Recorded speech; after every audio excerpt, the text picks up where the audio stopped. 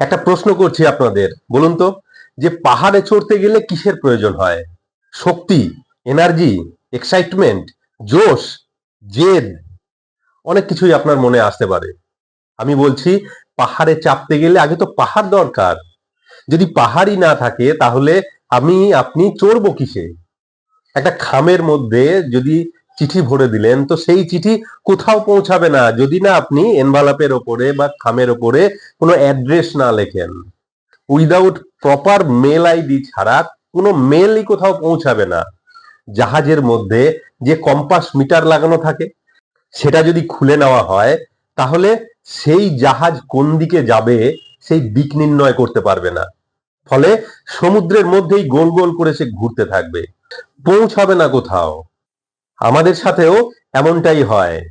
না আমাদের পোটেনশিয়াল কম আছে, না স্বপ্ন দেখার ক্ষমতা কম আছে, না পরিশ্রম করার ক্ষমতা কম আছে। শুধু একটা জিনিসের কমতি আছে, যার জন্য সফলতা আসে না আমাদের। তা হলো গোল সেটিং।